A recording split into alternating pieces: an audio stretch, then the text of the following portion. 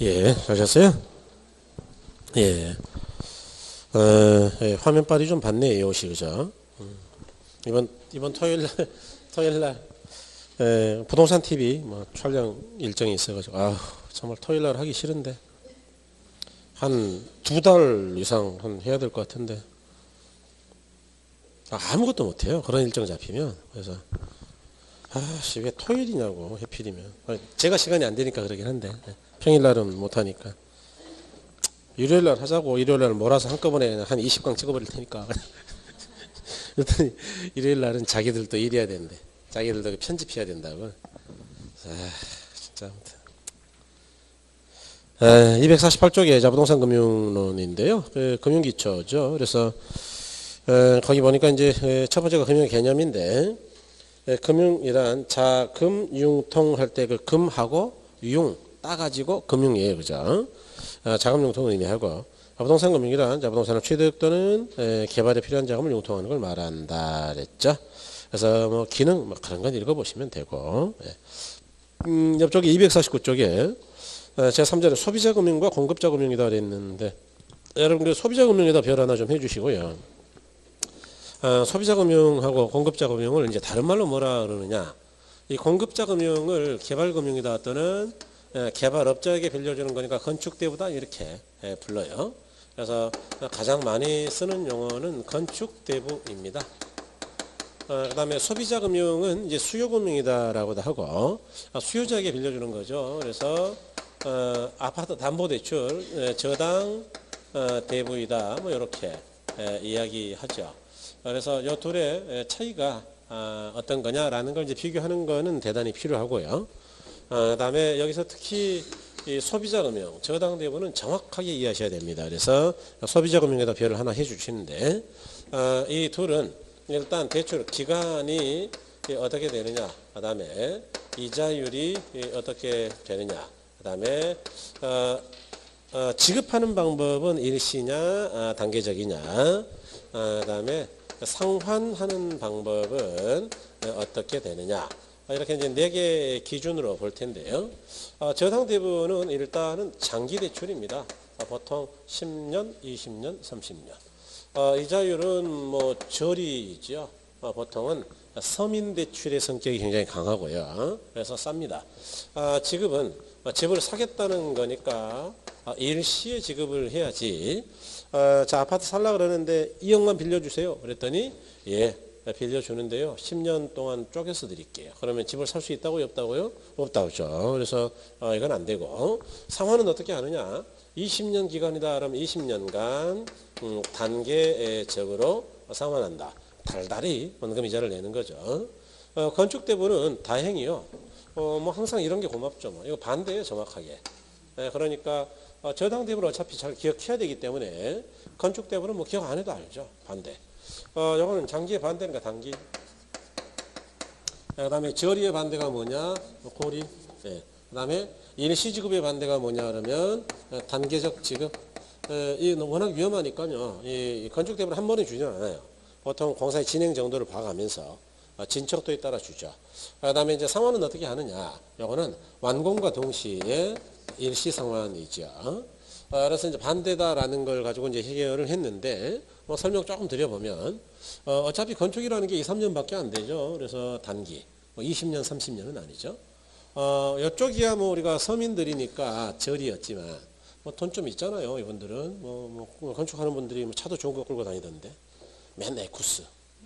대표적인 그 차종이 에쿠스 아니에요. 그죠? 그래서, 이 사람들은 이자 싸게 해줄 이유가 없죠.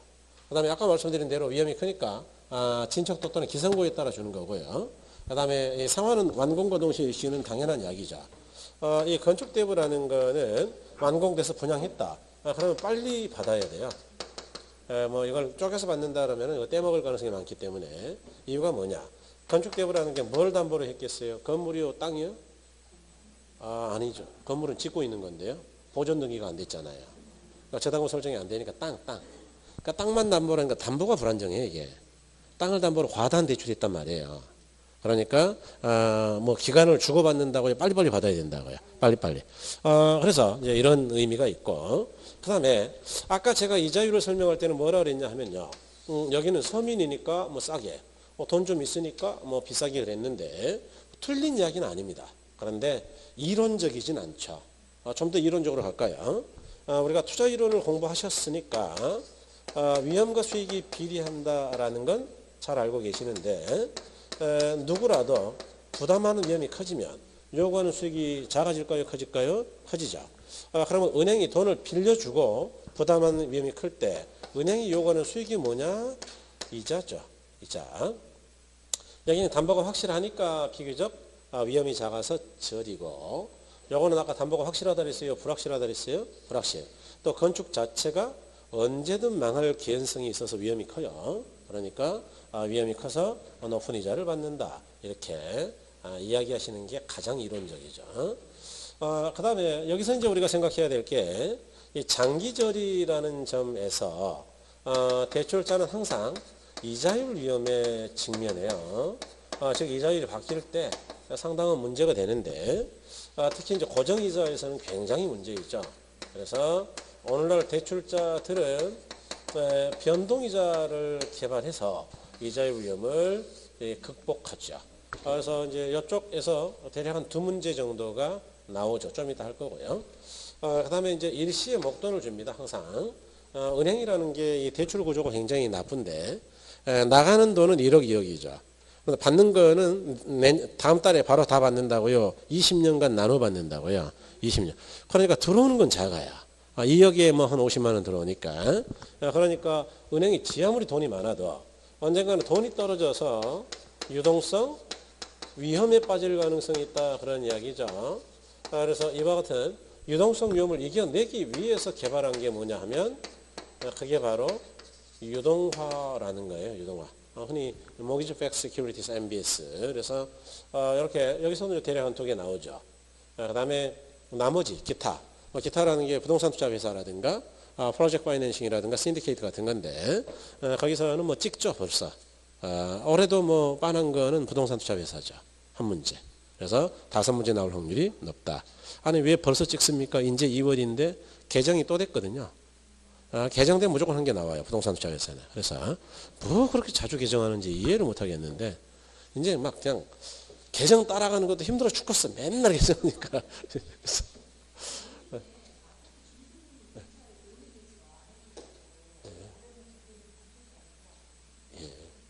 그럼 일단 쉬는 시간에 하면 안 될까요?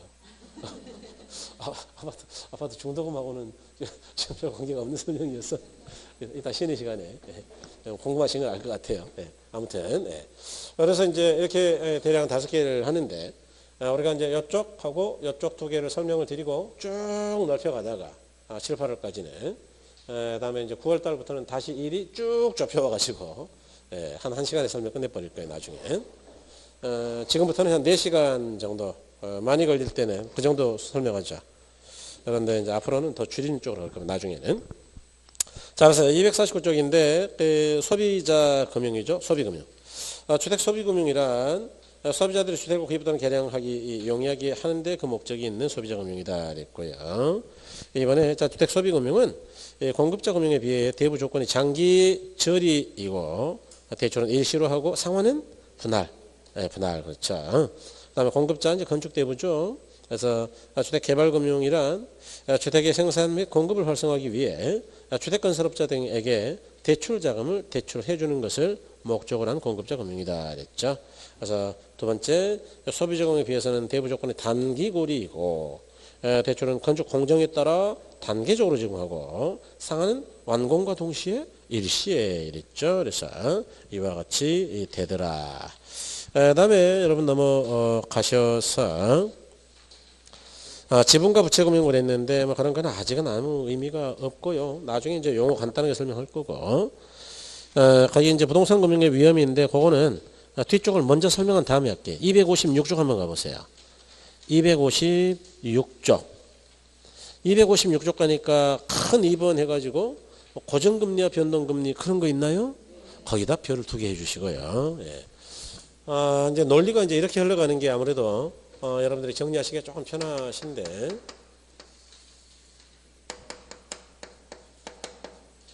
이런 이야기입니다. 1,000만 원 대출 받았고요. 대출 조건은 이자 10%, 그다음에 기간 10년입니다. 요건 이제 우리가 여러분 저번 주에 해 보셨던 건데, 그럴 때 해마다 얼마를 갚아야 될 거냐? 이렇게 돈 빌릴 때는 저당 상수를 쓴다라고 이야기했죠, 그래서 저당 상수가 10% 10년일 때 저당 상수를 제가 이렇게 드리면 0.16.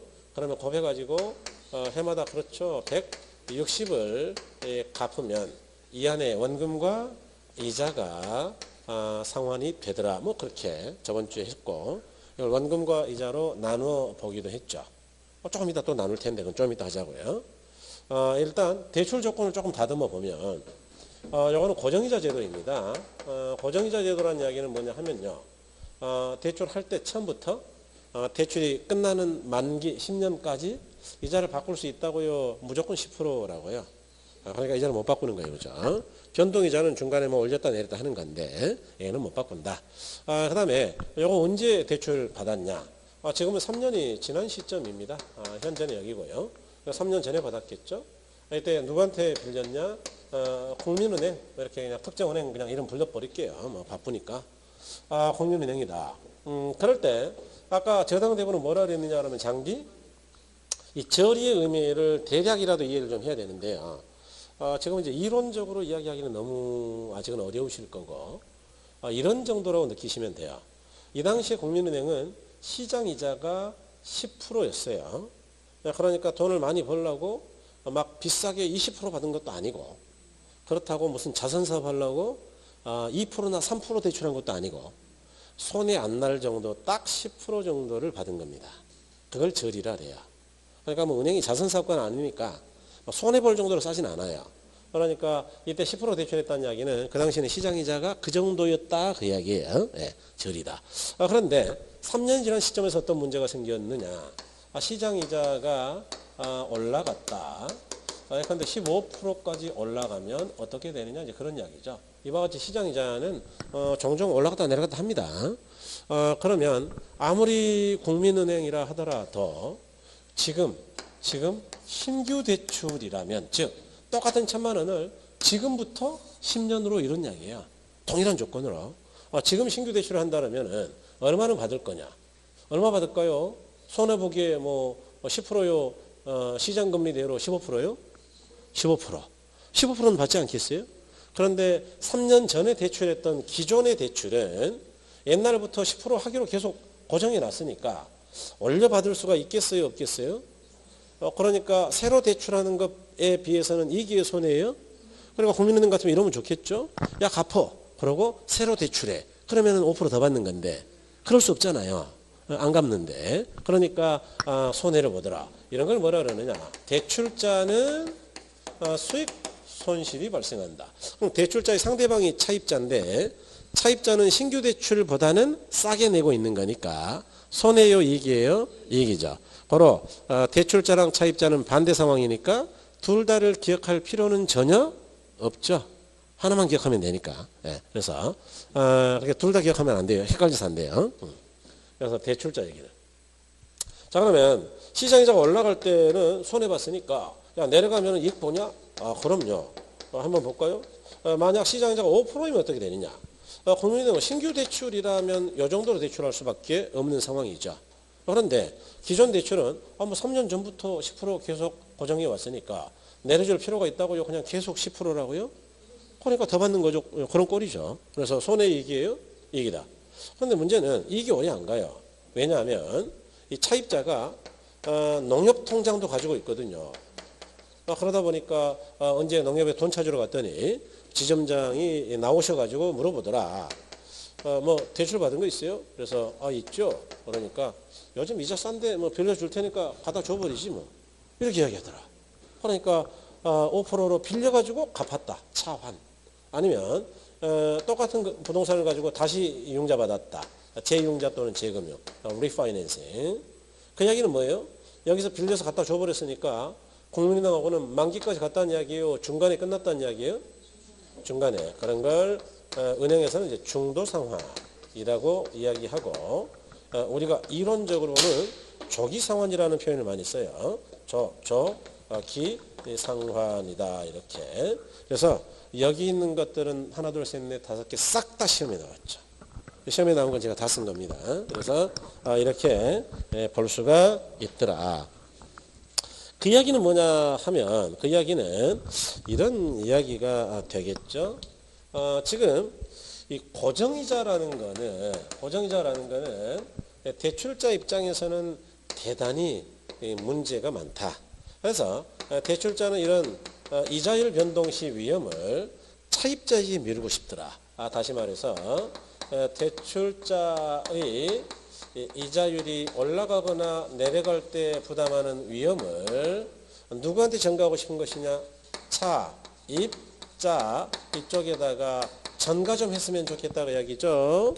그래서 전가하기 위해서 만들어낸 게 뭐냐 그러면은 변동이자 제도이다. 그래서 여기까지가 정확하게 한 개의 논리단위이다. 그래서 논리적으로 하나로 이해하셔야 된다 그랬어요. 그러니까 이런 이야기죠. 자, 과거 고정이자라면은 시장 이자가 올라갈 때는 조기상환이라 그랬어요. 수익 손실이라 그랬어요. 이게 바뀌면 안 됩니다. 바꿔서 시험을 잘 내거든요. 그러니까 올라갈 때는 못 올려받으니까 손해 보는 거고 내려갈 때는 안 내려줬더니 조기상환 해버리더라. 그 이야기 아니에요. 그래서 이런 게 바뀌면 안 돼. 일단 이와 같이 이자율이 변화할 때는 대출자가 위험하더라. 그 이야기죠. 왜냐 못 올려받으니까. 그러니까 또는 내려갈 때는 이런 거 아니에요? 국민은행 입장 우리가 돼보죠. 뭐. 우리가 국민은행 은행장이다. 얼마나 좋아요. 한번 입장 생각해 보자고요. 옛날에 뭐 대충 돈도 안 됩니다. 이거 뭐 싸게 저리 어떤 뭐 나라가 뭐 자꾸 하라 그러니까 그냥 저리로 빌려준 거예요. 뭐 하기도 싫은데. 그래서 빌려줬더니 게다가 올라갈 때는 뭐 올려받지도 못했어요. 그래가지고 뭐 열 받고 있는데 내려갈 때는 차입자가 아이고 저번에 올라갈 때 못 올려받아서 손해 보셨죠? 그러더니 나도 의리를 지키기 그랬다고요. 빌려서 갚아버리더라고요. 그러니까 공룡 입장에서는 뭐야 이거 열 받지 않겠냐. 그러니까 이게 이자율이 바뀔 때는 열 받는 거예요. 그래서 변동이자라고 하면 차입자에게 전가한다. 그럼 정말로 전가되나요? 보자. 이게 만약 변동이자 하면 어떻게 되냐? 시장이자 올라간다? 올려받으면 되죠. 손해 있을까요? 없을까요? 그렇죠. 시장이 내려간다 그러면 어떻게 하면요? 내려줘버리면 되죠. 내려주면은 굳이 차입자가 이런 데 가서 돈 빌릴 때 비용이 꽤 들어가거든요. 게다가 갚으면 그냥 받는 거예요. 위약금 달라 그래요. 그러니까 위험이 크거든요. 그러니까 차입자는 고민을 많이 하게 되는 거예요. 그래서 이렇게 그러니까 올라갔을 때 시장이자를 올린다는 이야기는 이자가 비싸니까 차입자가 이걸 더 내야 될 것이고 내려갈 때는 재반 비용이 더 들어가니까 위험이 누구한테 전가됐다고요? 차입자에게. 이해하셨나요? 네, 좋아요. 그래서 여기까지를 한 덩어리로 기억하셔야 된다. 이런 이야기죠. 그래서 자, 여기까지 보죠. 시험에서는 꽤 잘 써먹습니다. 이건. 고정이자율 저당대 방법인데 1번 저당기간 동안 고정된 이자율을 적용한 저당대부이다. 2번 이 방법의 경우 인플레이션 등으로 인하여 시장금리가 상승하는 경우에 대출기간은 수익성이 악화된다. 수익손실, 수익성 악화. 그 다음에 3번 반면에 시장금리가 하락하는 경우에는 차입자가 불리할 것이다. 그러나 이 경우에도 차입자가 조기에 상환하려고 하므로 대출기간은 차입자의 조기상환 위험에 노출되는 문제가 있다. 즉 열받는다 그 이야기예요. 야, 뭐 너는 안 기다리냐 이렇게. 즉 금리 변동 위험을 대출자가 부담하게 된다. 그럼 4번 그러므로 대출기간은 고정금리로 대출할 경우에는 변동금리로 대출하는 경우보다 초기 금리를 높게 받는 게 일반적이고 조기상환할 경우에도 일정 기간 동안 차입자에게 조기상환 수수료 같은 것들을 내라고 강요하더라. 이해하신 거죠? 그래서 이렇게 본다. 그 다음에 이제 변동이자율인데 변동이자율은 저당대부 방법은 이자율 변동의 위험의 전부 혹은 일부를 대출자가 누구한테 전가시킨다고요? 차입자에게 전가시키기 위해 고안된 융자 방법으로 사정에 약정된 방법으로 일정 기간마다 대출금리를 올렸다 내렸다 하는 방법을 말한다 그랬죠. 이는 종래 고정이자율 저당대부 방법에서 이자율 변동 위험을 전적으로 대출자가 부담하는 약점을 보완하기 위해서 만들어졌다 그랬네요. 그래서 이런 걸 변동이자 제도라고 한다. 자, 중간에 이런 거 있었는데 아까 고정이자 쪽에 요거 혹시 기억나시나요? 뭐 고정이자는 뭐 이자가 조금 더 비싸고 변동이자는 조금 싸다. 아까 가로 4번에 그런 이야기 있었는데 아니 뭐 일단 읽는 건 좀 이따 읽어보시고요. 여러분 질문 드릴게요. 똑같은 1억을 같은 조건으로 빌려볼게요. 지금 둘 중에 누가 더 싼 걸로 알고 계세요? 고정이자가 싸요? 변동이자가 싸요? 예, 좀 싸죠. 변동이자 좀 싸요. 단 변동이자는 약간의 문제가 있는 건 나중에 시장이자가 올라갈 때는 역전된다는 문제가 역전. 고정이자보다 더 올라간다네. 알고 계시죠? 그거 이야기예요. 그러니까 이거 외우려고 하지 마세요. 그래서 변동이자가 더, 이게 시험에 잘 나오거든요. 변동이자가 싸고 고정이자가 비싸다. 자, 그런데 여러분이 보니까 썩 만족스러운 얼굴이 아니에요. 그래서 이론적으로 검증할게요. 그러니까 외우지 않아도 알 수 있는 게 위험과 수익은 비례한다는 있는데, 자, 고정이자는 대출자가 모든 위험을 부담하죠. 위험이 크고, 변동이자는 대출자가 많이 부담하는 거예요. 차입자한테 전가시켰으니까 대출자의 위험 부담은 적은 거예요. 적죠. 그러니까 부담하는 위험이 크면 당연히 이자가 비싸고, 부담하는 위험이 작으니까 이자가 싸고. 네, 죄송합니다. 그렇게 이해하시면 돼요. 그러니까 저거 하나 가지고 금융 쪽의 이자율은 싹 다 설명할 수 있어요. 뭐라고 외울 게 한 개도 없다. 저 잘 나오거든요. 앞으로 많이 우리가 부대끼는 게 이자율이에요. 그래서 이렇게 정리하신다. 그다음에 이제 그 밑에 보니까 이자율은 변동이자율은 뭐 그래가지고 밑에 기준 가산 이런 게 있는데, 여러분이 변동이자는요. 나중에 뭐 조금 더 설명할 수도 있는데 은행이 자기 마음대로 이자를 바꾸는 건 아니에요. 기준금리가 있고 그 대출 받을 때 우리가 안 읽어봐서 그러는데 자서할 때 그 약정서가 있어요. 글씨가 하도 깨알 같아가지고 못 읽어요. 게다가 분위기도 대출 받을 때는 어째 분위기가 갑과 을이에요. 은행원이 아무리 친절해도요. 그래도 뭐 고압적. 옛날에는 심했고요. 옛날에는 굉장히 심했지만 요즘은 친절하죠. 농담도 합니다. 그죠? 잘못 쓰면 어떻게 되는 거죠? 이렇게 농담하면 농담 잘 받아주는데. 그런데 아무튼 쪼그리고 앉아가지고 하라는 거 해야 되는 거예요. 그죠? 그러니까 이제 뭐 은행이 갑 같은데 역시. 그런데 그렇다고 뭐 자기 마음대로 하는 건 아니고 약정서에 뭘 기준으로 하겠다라는 기준금리가 있어요. 여기다가 차입자의 신용상태에 따라서 플러스 알파 가산금리를 얼마를 더 할 거냐로 결정되죠. 그래서 기준금리는 우리나라 지금 제일 많이 쓰는 건 양도성 예금증서 CD하고 코픽스는 자금조달 비용지수라는 건데 이런 것들을 많이 씁니다. 그래서 이거는 저는 기억 못하겠는데 안 하면 돼요. 기억 못하면 시험에서는 큰 문제 없으니까. 이해하신 거죠? 알아서 뭐 하게 이런 거. 나중에 제가 뭐 콜금리부터 해가지고 시간이 되면 기준금리가 어떻게 바뀌어왔고 왜 기준인지 설명할 일이 한번 있을 거예요 아마도. 그래서 그런 건 나중에 하자고요. 그래서 기준금리 플러스 가산금리 그 첫 번째 쪽 그것만 기억하시고요. 그다음에 이제 여러분들 앞으로 넘어오셔서 어디로 오시느냐? 253쪽으로 오세요. 253쪽. 거기 제2절에 저당의 상환 방법이라고 있나요? 그래서 큰 1번에 원리금 균등, 원금 균등, 체증식 뭐 그런 거 있죠? 요걸 또 먼저 해야 돼요. 사실은 우리 책이 굉장히 간결하고 좋은 책인데요. 변동이자는 크게 세 가지로 나눌 때도 있습니다. 근데 뭐 가변이자율 저당대비 방법, 조정이자율, 재협상이자율. 제가 이제 요약집에 이렇게 나눠서 정리해 놨는데 의미가 없습니다. 제가 나눠놨지만 의미 없다고 설명해요. 왜냐? 단 한 번도 변동이자를 세 개로 쪼개서 시험을 낸 적이 한 번도 없어요. 그러니까 공부해야 될까요? 쓰잘데기 없는 거는 그냥 있는갑다 그러고 넘어가야 될까요? 뭐 넘어가야지 뭐라고 해요, 이런 거. 그렇죠? 지금 우리가 이것 말고도 할 게 너무 많아요. 그런데 이 고정이자와 관련되는 거는 옛날부터 우리가 써오던 세 가지 방식이 있어요. 원금 균등, 월, 리금 균등, 체증식이 있다. 그런 이야기죠. 그래서 이것들이 어떻게 상환되고 그 상환 논리는 어떻게 우리가 비교할 수 있는지 이런 걸 한번 보시겠다는 이야기죠. 그래서 이게 굉장히 중요한 이유가 시험에서 여기도 기출이 20개가 훨씬 넘게 지금 걸려 있는데 그래서 이제 연습이 좀 돼야 되는데요. 조금 번거롭긴 하실 거예요 아마 연습하려면. 그런데 이미 여러분들은 시작을 했기 때문에 별거 없는데, 자, 원금 균등하고 월 리금 균등하고 체증식 원금 균등이죠. 네, 월 리금 균등이죠. 그다음에 최정식. 혹시 저번 주에 나눠드린 자료 가지고 계신가요? 그러면 그거 두 번째 페이지 맨 끝에 있거든요. 그거 참고하시면 됩니다. 그래서 여기 두 번째 페이지 맨 아래 심학스 저당의 상환 방법 있죠, 그죠? 요거 보시면 돼요. 그래서 요걸 이제 참고하시면서 보시는데 없는 분은 이거 제 거 가지세요. 아니, 드리면 에이, 손을 빨리 들어야지. 아니 밖에 있을 거 있다. 이따 달라 그러세요. 아이고. 여기 이거는 이제 원금이 있고 이자가 있고 합계액을 은행에 내겠죠.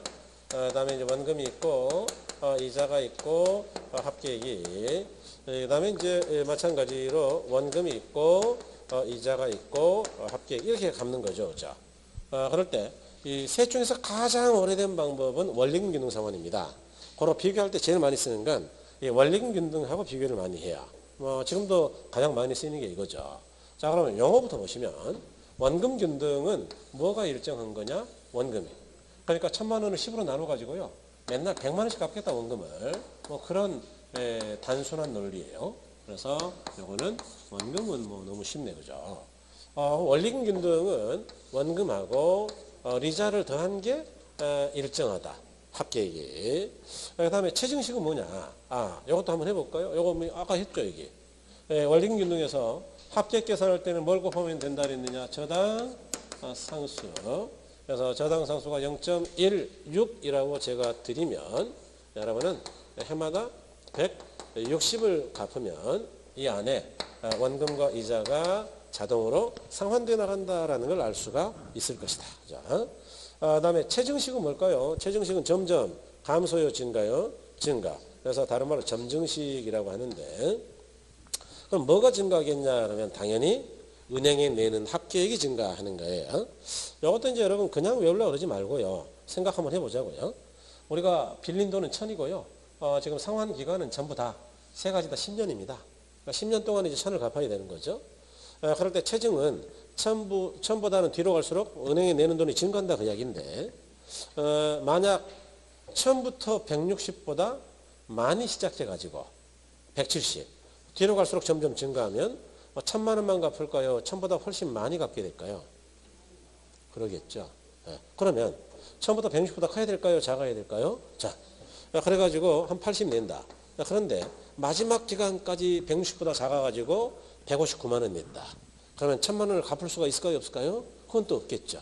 그러니까 최증식은 어쩔 수 없이 원리금 균등보다는 작은 데 시작해서 많은 쪽으로 끝나야 되는 거예요. 그래서 한 300 정도 이렇게 될 거다. 그 이야기는 80에서 뭐 100, 100에서 120, 120에서 170 이런 식으로 증가한다. 뭐 그런 이야기죠. 증가하는 거는 원금 계산했더니 딱 1,000이 갚아지는 쪽으로 설계하면 되겠죠. 은행 맘대로. 이해하셨죠? 설계가 맘대로 할 수 있어요. 그래서 어쨌든 이렇게 되더라. 자, 그럴 때 여기서 가장 중요한 거는 우리가 저번 주에도 했지만 자, 원금과 이자 중에 누가 먼저 계산돼야 된다 했죠? 이건 무조건 기억하셔야 돼요. 이자가 우선순위입니다. 이자. 우리가 알고 있는 조건은요. 빌린 돈하고 이자율밖에 없어요. 항상 계산은 뭘 해야 된다고요? 이자. 이것만 기억하면 뭐 전혀 문제가 없어요. 이쪽 계산 문제는 일단 다 맞춘 거나 다름없죠. 나오면 좋죠. 이자 계산만 할 줄 알면 돼요. 1,000에 10% 이자가 얼마냐? 100.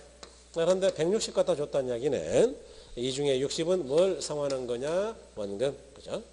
그러면 1,000에서 60 갚아 나가면 잔액이 940. 두 번째는 중요한 게 이자는 잔액 기준이라고 했습니다.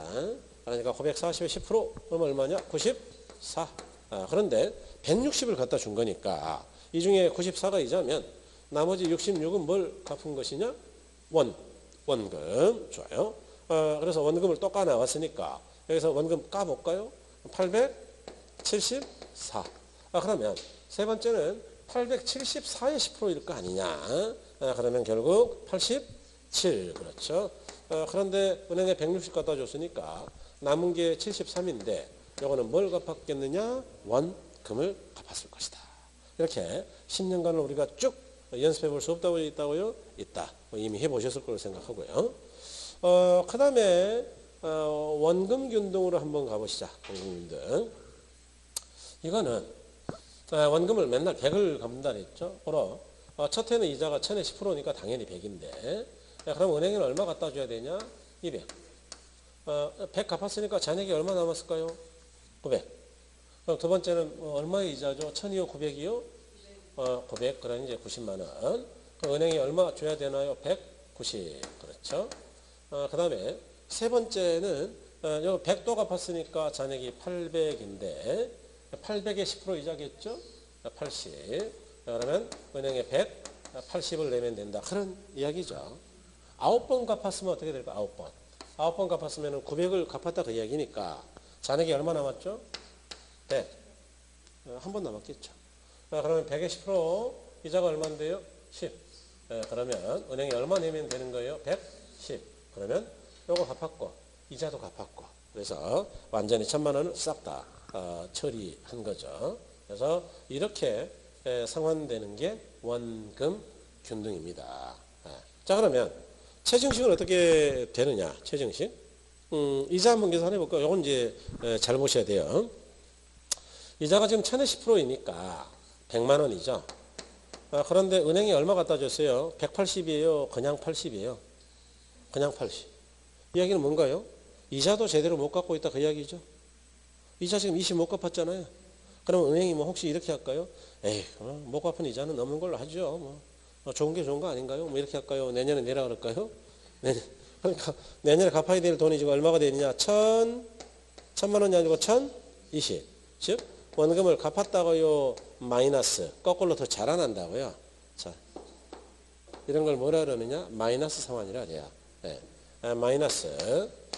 그걸 마이너스가 9니까 9에 상환이 발생한다. 시험에서는 어마어마하게 자주 씁니다. 이거. 부의 상환이다. 그럼 두 번째는 1020에 10%가 되겠죠? 그러면 이자가 얼마냐? 102만 원. 그런데 또 100밖에 안 갖다 줬네. 그러면 못 갚은 이자가 2만 원이 있는데 이만큼은 플러스 상환이요? 마이너스 상환이요? 네, 그래서 1022가 되는 게 또. 그래서 마이너스 상환이다. 그래서 부의 상환이 두 번 발생하는군요. 그럼 세 번째는 1022에 10%니까 이자가 102만 원일 거고 그런데 120 갖다 줬으니까 이제 나머지 18개는 원금을 못 갚았다고요? 갚았다고요? 갚았다. 그러면 이제 1004가 남겠네요. 원금이. 그래서 이렇게 점점점 상환되는 방법이다. 그러니까 초기에는 플러스 상환이 발생한다고요? 부의 상환이 발생한다고요? 부. 즉 저당 잔액이 이자도 못 갚다 보니까 저당 잔액이 빌린 돈 1000만 원보다 많아지는 기가 막힌 현상이다. 이런 걸 부의 상환이다. 이해하신 거죠? 네, 기현상이 발생하죠. 그래서 이거는 주로 누구한테 유리하냐 그러면 이것도 시험에 잘 나오죠. 젊은 저소득층, 젊은 층. 왜 그러냐? 근데 30대 분이 결혼을 했다. 이분도 뭐 집은 장만해야 될 거 아닙니까? 그러니까 돈을 빌려야 될 텐데 30대는 월급이 얼마 안 되겠죠. 그러니까 200씩 내라 그러면 미쳐버리죠. 똑같은 조건인데 그러니까 80 내라 이렇게. 그런데 30대도 나중에 장년이 돼서 40대 또는 50대가 되면 이럴 때는 소득이 작아진다고요? 늘어난다고요? 늘어난다. 그러니까 소득의 증가 속도에 맞춰서 은행에다가 상환을 하세요. 그런 이야기죠. 그런데 만일 어떻게 하다 보니까 40대가 돼도 50대가 돼도 소득이 안 늘면 어쩔 거냐. 안 늘면 나중에는 갚는 게 편해질까요? 미쳐버릴까요? 그래서 그럴 때는 이제 채무불이행 가능성이 있는 거예요. 그래서 이렇게 본다. 네. 확인하기 전에 좀 왜 이게 연습이 돼야 되는 이야기를 좀 드릴게요. 아마 좀 피곤할 수도 있는데 여러분들이. 그런데 이걸 이제 연습하면은 어떤 좋은 점이 있으면 이제 나중에 문제 보면 아는데 그런데 지금은 문제를 안 봤으니까 여러분들이. 자, 1년차 초기 기준으로 초기. 자, 원금을 좀 원금. 원금 균등이 원리금 균등보다 작아요, 커요? 네, 그죠. 그럼 원리금 균등이 체증식보다 작아요, 커요? 원금 균등이 체증식보다 작습니까, 큽니까? 이렇게 원금만 해도 3번을 비교할 수가 있네요, 시험에서. 이해하셨나요? 합계액도 3번 비교할 수 있는데요. 제일 큰 게 200. 그 다음에 160, 그 다음에 80. 합계. 잔액도 3번 비교할 수 있는데요. 1020, 1020. 60 갚았으니까 940. 여기는 100 갚았으니까 900. 이해하셨나요? 말고 총상환액이라는 게 있는데 아직은 여러분 안 돼요. 이자율을 알아야 되니까 그건 놔두시고. 이 네 가지를 각 3개 세트를 비교할 수 있어서 앞쪽에 비교할 수 있는 게 12가지예요. 12가지 경우의 수. 그런데 문제는 초기만 물어보질 않아요. 후기도 물어봐, 후기도. 그러면 곱하기 2니까 12가지예요, 24가지예요. 24가지의 경우 수를 외운다는 거는 미친 거죠. 그러니까 외워야 된다고요. 이해를 통해서 끝내야 된다고요. 예. 게다가 계산 문제 나온다고요. 계산 2개, 4개 나왔어요. 이거 안 나올 겁니다. 당연히. 이거는 조건을 너무 많이 줘야 되니까 이거를 계산 문제로 내면은 너무 부지런한 거죠. 그 사람. 너무 부지런한 출제자고. 그래서 계산 문제는 언제든 다시 나올 수 있거든요. 쉬워요. 이런 건. 연습 조금 되면 누구나 합니다. 그래서 연습을 하셔야 된다. 저처럼 숫자가 흘러가야 되고요. 제가 미리 말씀드리는데 문제 풀 때 7, 8월 달에는 저는 구체적인 설명 안 합니다. 이제 일단은 숫자만 부를 겁니다. 왜 이쪽이 원금액이 큰지는 100만 원이죠. 60만 원이죠. 큰 거 맞죠? 숫자로 할 거라고. 그러니까 숫자를 모르면은 곤란하겠네요. 이해하신 거죠? 그러니까 이렇게 뭐 진짜 숫자만 부를지는 그때 가봐야 알고. 겁만 준 건지. 근데 연습하셔야 돼요. 그래서 여러분이 연습을 안 할까 봐서 제가 또 하긴 하는데 나중에는 또 이제 2중, 3중을 보완장치를 마련하죠. 예? 예, 선생님 입장에서는.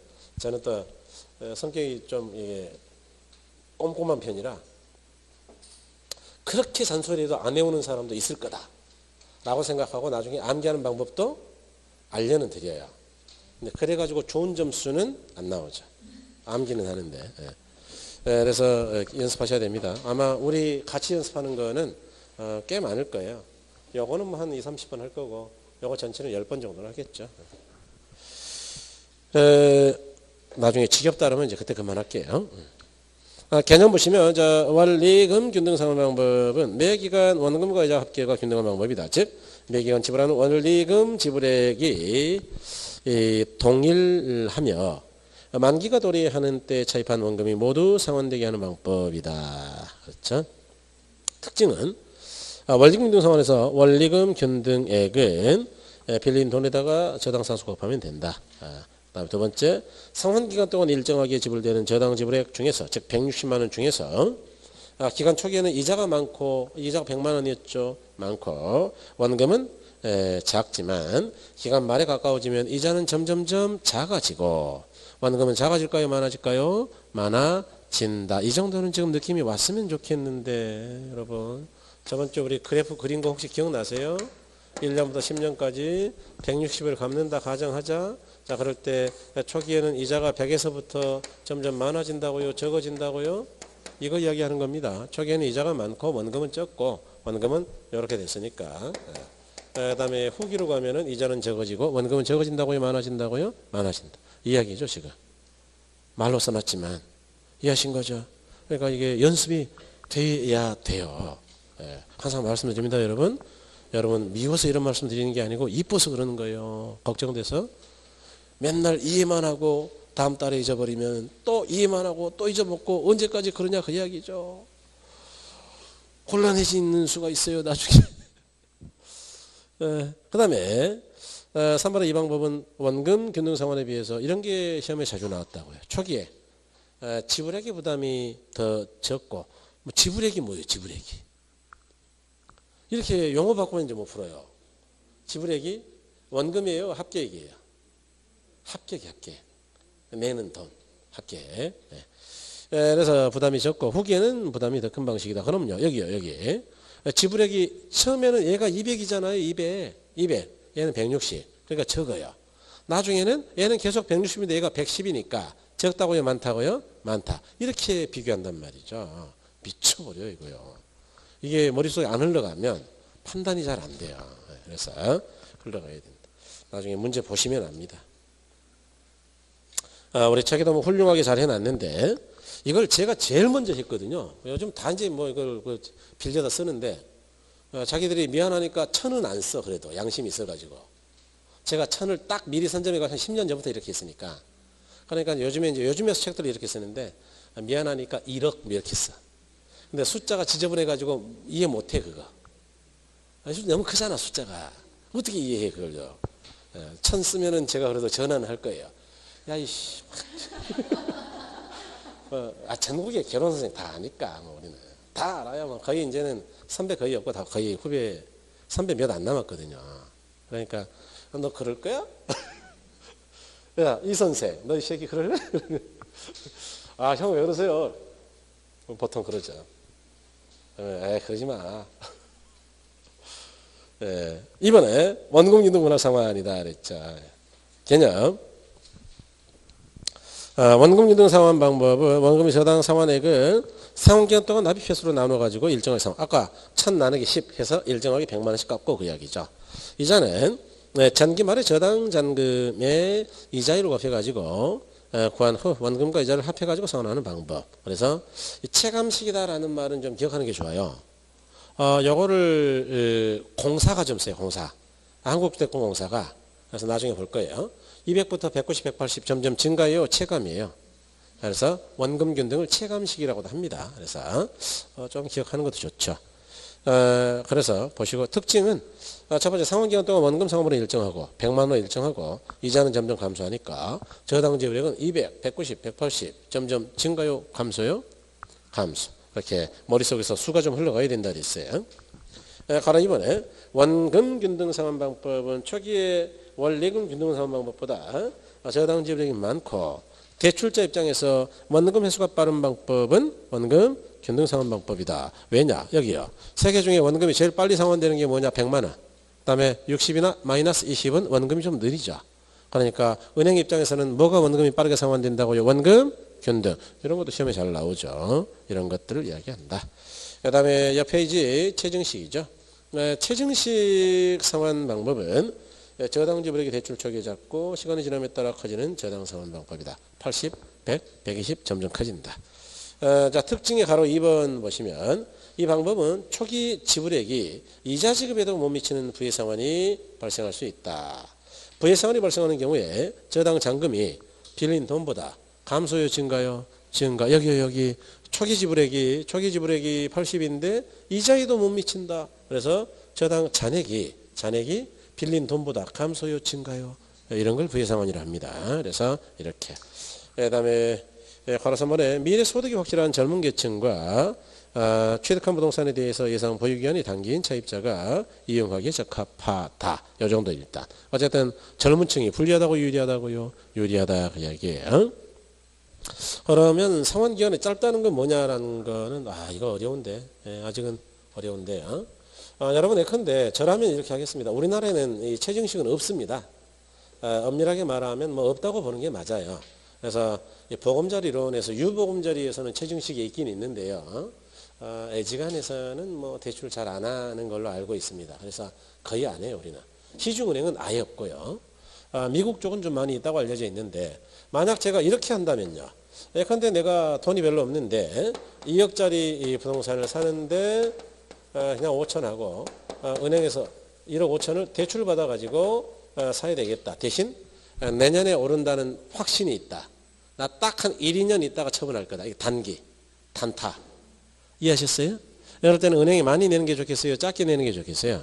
작게. 그렇잖아. 돈이 없는데. 그러니까 최대한 작게 내는 방법을 쓰고 싶어 할 것이다. 그 이야기죠. 그래서 단기간에 내다가 나중에 올라가면은 2억짜리가 4억으로 뛰면 그때 은행 가가지고 웃으면서 1억 5천 다 주면 되지 뭐. 갚은 거 없으니까.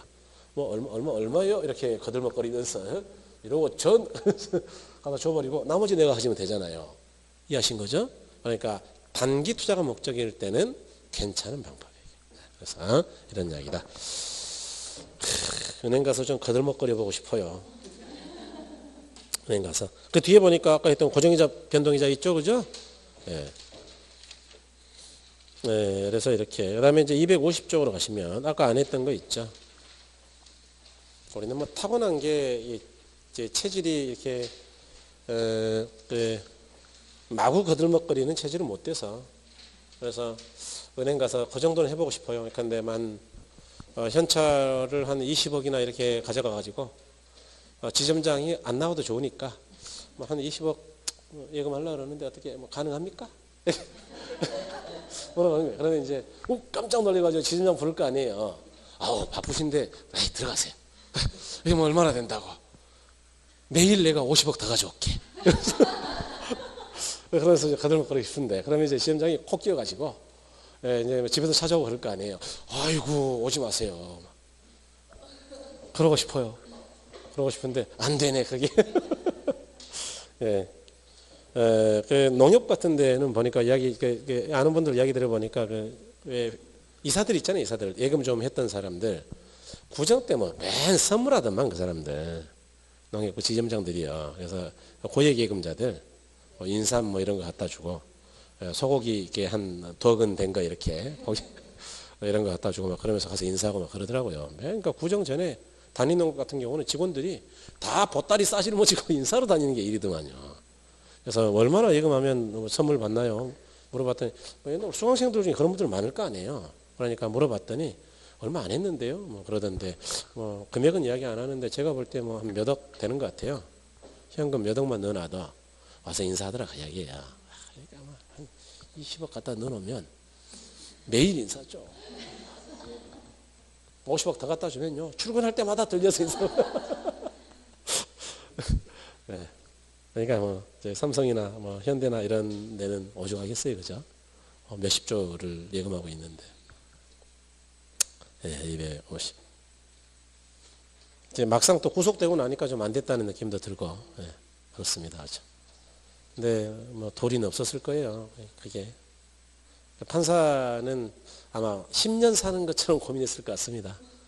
판사님은 아마 고생했을 거예요.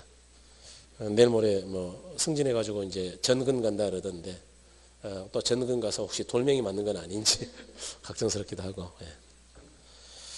250쪽에 5절에 자 부동산 금융 위험인데 여러분 이제는 쉬워요.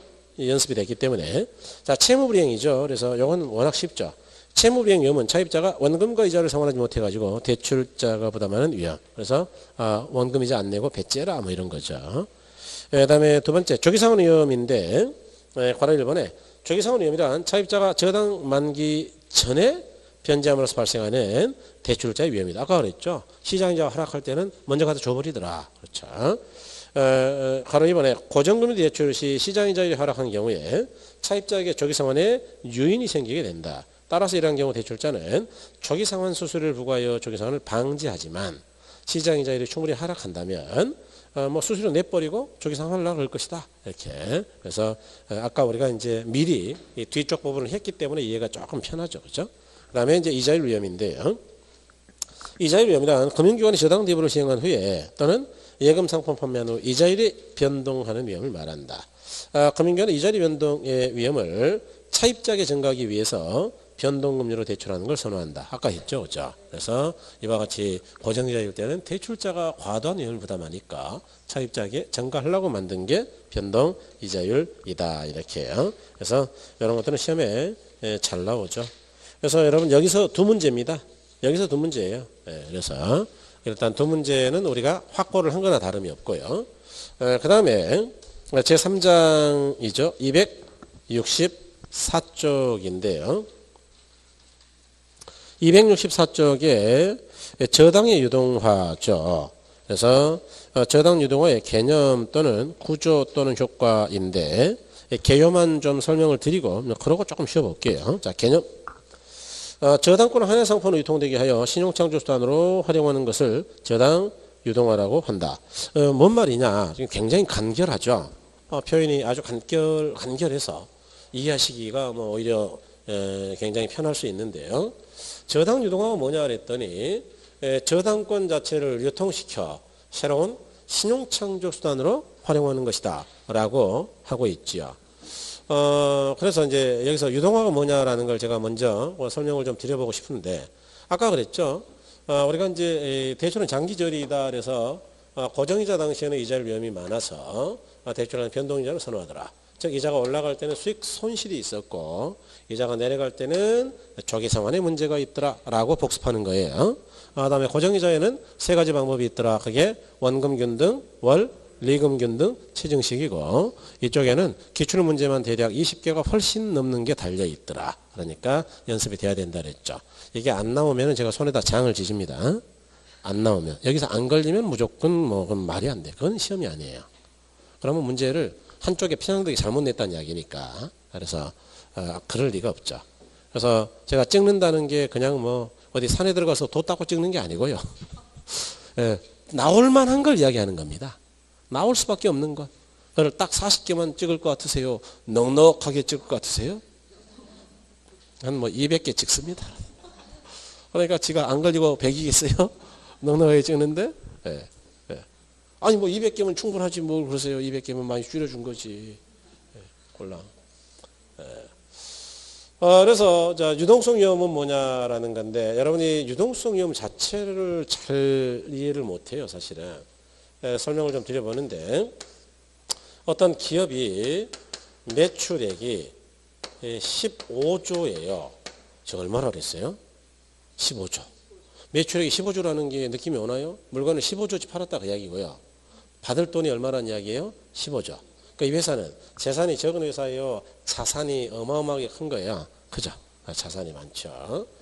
그런데 이 회사가 어떻게 관리를 했는지 현금 자산이 5만 원밖에 없었다라고 가정하자. 미안합니다. 이렇게 예를 들어서.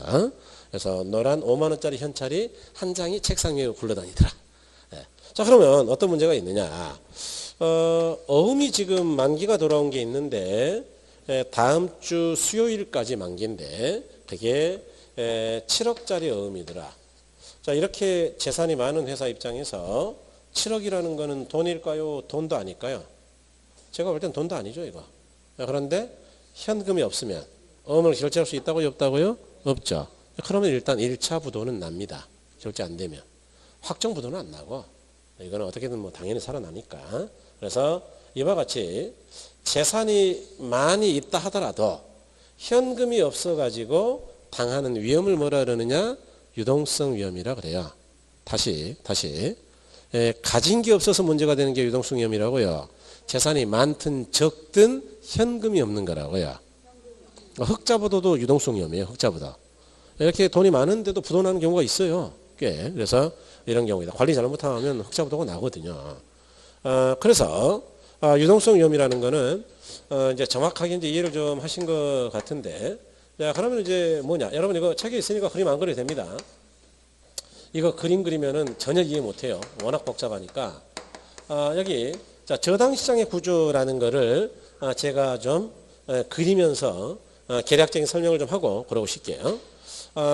대략 우리가 돈을 빌리러 갔다 그러면 이제 주택 수요자, 집을 사는 사람 또는 빌리는 사람 차입자라고 그래요. 이 사람한테 돈 빌려주는 게 어디냐 그러면은 당연히 은행이죠. 그럴 때 이걸 1차 저당시장이다라고 이야기를 합니다. 자, 그럴 때 우리가 은행이 대출 재원으로 한 1,000억 정도를 가지고 대출한다라고 칠게요. 굉장히 많은 돈이죠. 1,000억. 그럴 때 차입자 각각이 와서 나 좀 집 좀 살게요. 돈 좀 빌려주세요. 라고 하면 뭐 빌려가는 거는 금액이 제각각이겠죠. 그런데 제각각이면 우리가 이해하는 게 너무 힘들어요. 그래서 싹 1억이라 그럴게요. 전부 빌리면 얼마라고요? 1억. 단순화시키자고요. 그럴 때 은행은 차입자한테 돈 빌려줄 때 어떻게 할까요? 뭐 아는 처지도 아닌데 그냥 빌려줄까요? 담보 설정할까요? 그게 여러분이 민법에서 공부하는 저당권이에요. 저당권을 설정한다. 저당권자죠. 설정자. 그러면 N은 돈 빌린 사람이니까 은행에다가 원금만 갚아야 될까요? 원금과 이자를요? 이자. 그래서 예컨대 20년 기간 대출이다. 그러면 달달이 50만 원을 갚는다라고 가정하자 그 얘기예요. 그러면 은행 입장에서는요. 이런 차입자가 1,000명만 오면은 1일부터 1,000번까지 그러면 1,000억이 남아 있을까요? 다 대출이 됐을까요? 대출이 됐죠. 그러니까 원리금을 받을 사람은 이제 1,000명이 있는 거예요. 재산은 많은데 받을 돈은 많은데 어쨌든 현금이 있다고요? 없다고요? 없네. 아까 그런 걸 뭐라 그랬어요? 재산은 많더라도 현금이 없는 걸 뭐라고요? 유동성? 그러죠. 그래서 은행은 유동성 위험에 빠진다. 혹시라도 뭐 여기까지 생각하는 분이 계신가요? 이번 달에 이자 50만 원씩 1000명 받으면 5억이다. 5명 대출하면 땡. 그러니까 그렇다 하더라도 유동성 위험에 빠진다. 이렇게 유동성 위험에 빠지면 은행은 어떻게 해야 될까요? 돈이 생길 때까지 혹시라도 돈 찾으러 오는 사람이 있을지 모르니까 문을 닫아놓고 셔터 내려야 될까요? 누가 사겠다는 사람이 있으면 저당권을 유통시켜야 될까요? 그걸 유동화라고 한다고요. 저당권을 가지고 있다고 유통시킨다고요? 유통시킨다 그렇죠. 아까 첫째 줄에 읽은 게 그거죠. 그래서 유동화가 별거 아니고 내가 가진 재산을 팔아먹자라는 거예요. 그래서 저당을 파는 건데 저당을 파는 방법은 두 가지가 있습니다. 예컨대 이 차입자 각각에 대해서 가지고 있는 1억짜리 저당권을 한 개씩 팔 수도 있고요. 개별 매각이라 그래요. 아니면 이 1000명의 저당권을 묶어서 저당 풀 또는 패키지로 거래할 때도 있더라. 어떨 때가 편하겠어요? 한 개씩이요? 1000개요? 1000개. 이렇게 집단으로 팔아야 번거롭지 않겠죠. 그래서 통계적으로 위험도 많이 줄어들거든요.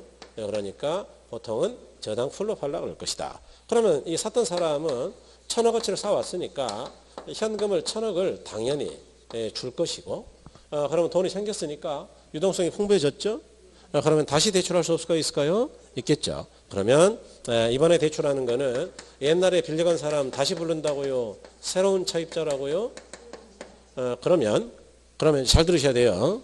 이 새로운 1000명에 대한 새로운 저당권은 없을까요? 있을까요?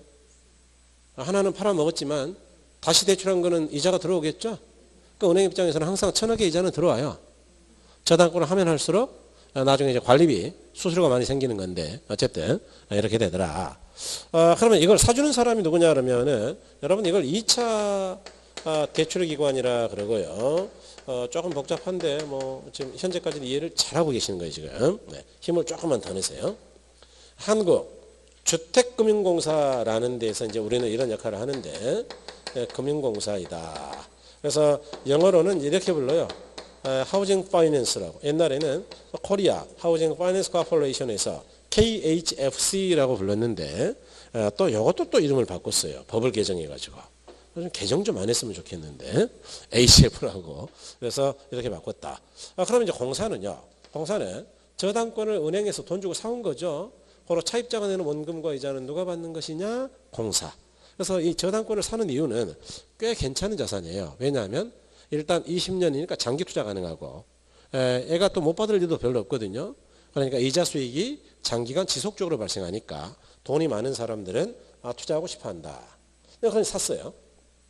그런데 몇 번 사다 보니까 공사가 돈이 떨어져 가지고 유동성 위험에 직면했다. 그럼 공사는 저당권을 가지고만 있어야 될까요? 유통시켜야 될까요? 그러겠죠. 유통시키겠죠. 그래서 이걸 또 공사도 팔려고 하는데 이걸 사주는 사람들을 우리가 뭐라 그러느냐? 이걸 투자자라고 합니다. 그래서 이 투자자들한테 이제 공사가 야, 너 저당권 살래? 이렇게 이제 물어봤다 그 이야기죠. 그러면 이제 투자자가 그래 얼마인데? 그래가지고 1000억 오케이 그래가지고 이제 1000억을 주면 거래가 되는 건데 그럴 때 이 투자자가 누구냐 그 이야기죠. 여기는 주로 이제 개인도 가능은 한데 우리 법에는 뭐 개인이 안 된다 그런 이야기는 없어요. 그런데 주로 기관 투자자죠. 기관 투자자가 누군가요? 기관 투자자. 기관이 뭐예요? 기관이 뭐예요? 그랬더니 어떤 분이 중앙정보부 아닌가요? 중앙정보부는 아니고 기관은 국민연금 요즘 뭐 많이 뉴스에 나왔던 연기금 같이 뭐 수십조 수백조의 돈을 움직이는 것들을 기관이라 그래요. 그래서 사설기관으로는 이제 생명보험사, 생보사, 보험사도 뭐 어마어마한 돈을 쥐고 흔들죠. 생보사. 우리 부동산 쪽에서는 Real Estate Investment Trust, 부동산 투자회사 리츠. 그래서 이런 것들이 기관 투자자입니다. 그래서 이 사람들은요, 은행과 달라서 유동성이 넘쳐요. 왜 유동성이 풍부하냐? 라는 거 설명해 볼게요. 그러니까 얘네는요, 투자할 때가 아쉬워서 난리예요. 투자 자산이 다양하면 좋겠다라고 항상 고민하죠. 왜 도대체 여기는 돈이 넘치냐? 은행은 모자라는데. 뭐 제일 쉬운 게 보험인데 보험 좀 생각 좀 해볼까요? 보험. 여러분 보험이라는 게 우리가 생명보험을 우리 국민 대부분이 다 가지고 있을 거 아닌가요? 그런데 보험회사에다가 맨날 돈을 받는 거예요? 죽을 때까지 계속 내는 거예요? 아니면 만기까지 내고 있겠죠? 한 65가지? 그러면 언제 받는 거예요? 도대체 그 사람 살았을 때 받는 거예요? 죽어야 받는 거예요? 그러니까 참 허탈하네요. 그죠? 자기는 못 쓰고 남은 가족들을 위한 건데. 그러니까 보험사 입장에서는 생명보험은 들어오는 거는 압도적으로 많은데 나가는 건 많을까요? 적을까요? 적죠. 그러니까 돈이 넘치고 그래서 이 사람들이 주로 여기저기 투자한다. 주로 채권이나 주식시장에 투자한다. 그러니까 넘치는 돈이 있으니까 좋은 자산이기만 하면 투자하고 싶어 한다고 이야기죠. 그래서 저당권 그래 사볼게 라고 1,000억을 준비했는데 문제가 조금 있어요. 이 구조 자체가. 이 위쪽으로 우리가 1차 저당 시장이라 그러고요. 1차 저당 시장이다. 아래쪽을 2차 저당 시장이다. 이렇게 이야기하는데 어떤 문제가 있느냐. 이 공사는 1,000억 주고 저당권을 사올 때 은행에서 사왔죠. 이 은행이 원저당권자입니다. 그죠? 그러니까 이 사람들이 앞으로 20년간 원금이자를 당연히 내면 좋겠고 만일 안 내면 은행 보고 이야기하면 되겠죠. 야, 너한테 사온 저당권이 안 들어온다 요즘 원금이자가. 너가 좀 받아줄래? 이렇게 요구할 수 있겠죠. 그런데 이 투자자는 기관 투자자들은 누구한테 사는 거예요? 은행이요, 제3자요. 그러니까 저당권자가 아니고 제3자한테 사는 거예요. 그러니까 이 사람들이 차입자를 직접 아는 것도 아니고 더더군다나 얘는 은행하고는 하등의 관계가 없어요. 그 은행 보고 받아봐라 그럴 수도 없잖아요. 그러면 은행이 넌 누군데 이렇게 이야기할 거니까. 그러니까 공사한테 물어본다. 야, 이자가 들어오니까 좋긴 한데 차입자 1,000명이 그것도 1,000명씩이나 되는데 20년간 매달 원금이자를 갚는다는 보장이 없지 않느냐. 얘들이 안 갚으면 어쩔 거냐. 이렇게 물어본다는 이야기죠. 불안하니까. 그럴 때 공사가 뭐라 그러느냐. 공사가 좀 나 믿으면 안 될까? 그래 봐야 안 믿으니까 만일 차입자가 안 내면 내가 대신 줄게. 그런 걸 뭐라 그러느냐. 지급보증이에요. 굉장히 핵심적인 이야기인데 지급보증. 그럴 때 이 지급보증은 워낙 중요하잖아요. 그러니까 A 입장에서는 못 받을 일이 없는 거예요. 지금 차입자가 내든 말든 간에 차입자가 안 내도 돼. 공사가 줄 거니까. 그러니까 지급보증은 너무너무 중요한 건데 이걸 어떻게 해야 되는 거예요? 말로 해야 돼요. 새끼손가락을 걸어야 되는 거예요. 문서를 남겨야 되는 거예요. 문서. 그래서 발행한 증권이 MBS다. 그래서 이렇게 이 MBS가 뭐냐? 나중에 영어로도 좀 설명드릴 텐데 모기지, 저당이죠. backed, 저당을 담보로 한 security, 증권, 보증 증권. 이해하셨나요? 그러니까 이건 지급보증 증서예요. 그래서 이렇게 증서를 찍어서 주니까 투자자가 안심하고 투자 안 했다고 했다고요? 하더라 그 이야기죠. 그럼 어떤 이야기냐? 얘네가 넘치는 돈을 주택시장으로 이렇게 넣어줘요. 공사를 통해 가지고.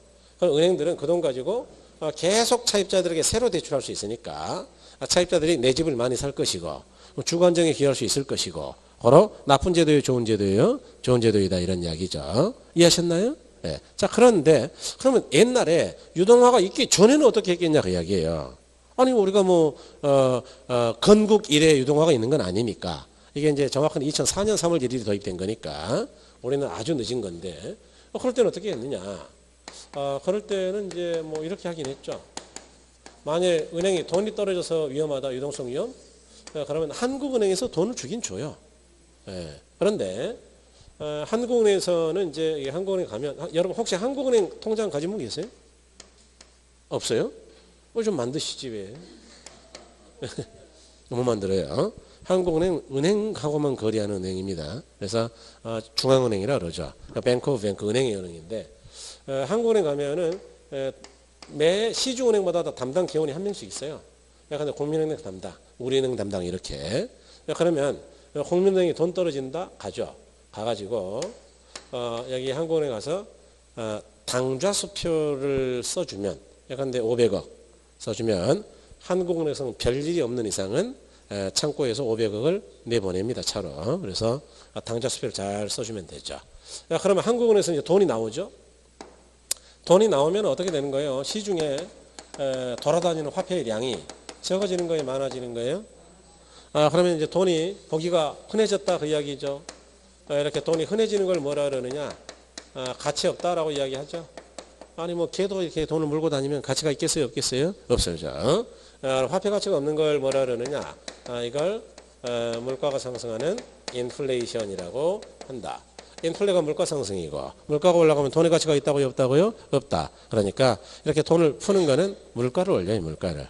그러니까 인플레를 자극하니까 좋은 방법이라고요? 좋은 방법은 아니라고요? 아니죠. 그러니까 옛날에 우리가 박정희 대통령 시대에는 통합 팽창이 많았어요. 왜냐하면 새로운 개발들도 해야 되고 그러니까 그때는 주택담보대출은 일치 안 해줬어. 우리나라가 돈이 없으니까 일단 기업부터 기업. 80년대까지만 해도 아파트 담보대출 거의 힘들었습니다. 정말 힘들었어요. 지금은 다 잊어버려서 그래요, 여러분들이요. 저도 기억하는데 저는 그때 이제 대학생이었는데 저도 기억을 해요.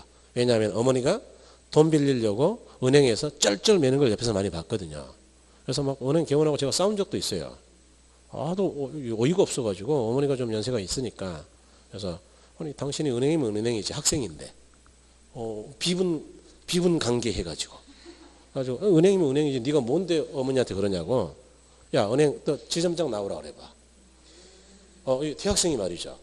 근데 당신 누구냐? 아들이다. 그래서 한번 붙어가지고 이제 어머니가 말려가지고 나오긴 했는데 은행장이 나와가지고 사과는 했어요. 어머님한테 실수도 했거든요, 크게. 뭐 어머니를 너무 무시하더라고. 그래서 어머니 그래서 나랑 한번 떠볼까? 저는 이제 이론은 빠삭하잖아요. 실무를 아무것도 몰라서 그렇지. 그래가지고 그런 적이 있는데 아무튼 은행 직원은 이제 나중에는 못 봤습니다만은 시집 잘 가서 잘 살고 있는 걸로. 이렇게. 근데 어머니가 좀 답답하긴 했을 거예요, 직원 입장에서. 뭐 이것저것 다 물어보니까 바쁜데. 그래서 이제 옛날에는 그렇게 힘들었는데 이게 이제 좋은 방법은 아니죠. 호로 유동화가 대단히 좋은 방법이고요. 경제를 잘 모르는 일부 나라는 돈을 막 밤새도록 찍어냅니다. 그래서 아프리카에서 그런 일이 많은데 그러면 물가가 막 올라가지고요. 1년에 1700%까지 올라가요. 옛날에 박정희 대통령 때 우리가 최고 인플레는 17%. 옛날에는 뭐 이자가 9% 10% 넘었잖아요, 옛날에. 그러니까 이제 인플레가 심했기 때문에 평균 한 8% 정도, 7, 8%. 물가를 잡은 게 누군지 아세요? 물가 굉장히 계속 높았어요, 우리나라가. 물가를 잡은 부분은 그분은 딱 한 가지는 했어요, 위대한 업적으로. 나머지는 굉장히 나쁜 분인데 전두환 장군께서 물가를 잡았죠. 권총으로 잡았습니다, 권총. 물가 올리면 다 데려와 쏴버릴 테니까. 그래서 겁을 주니까 물가를 올릴 수 있다고요, 없다고요? 없어. 야 데려와. 그만 얻을 테니까 그러니까 전두환은 물가는 잡았다 이제 이렇게 평가하죠. 그래서 노태우 욕할 때 많이 써먹어요. 전두환은 물가라도 잡았는데 너는 뭐 했니 물태우야 이러면서 욕할 때 그냥. 근데 노태우 대통령도 위대한 일을 했죠. 잘 모르시죠? 여러분 기억 안 나죠? 6.29 민주화 선언이라고 노태우가 결국은 손들었죠. 직선제로 가겠다라고. 기억 전혀 못 하시는구나. 그때 서울 시내 모든 국민들이 다 데모를 하니까 그때 이제 물러선 거죠. 그 전까지는 직선제가 아니었죠, 우리가 대통령. 자, 이제 조금 이따 설명을 구체적으로 드릴 텐데요. 이와 같이 유동화가 되면 어떻게 되느냐 이런 건 있죠. 그러니까 또 은행은 1,000억 가지고 1,000명만 대출한다고요. 이론적으로는 무한히 대출한다고요. 무한히. 왜냐하면 이 사람이 돈 빌려가면은 돈을 쓰죠. 집산이라고. 그럼 그 돈이 이리저리 흘러다니다가 언젠가는 이쪽으로 보험이나 연금으로 들어오겠죠. 그게 다시 투자 목적으로 들어오는 것이고요. 또 대출이 되죠.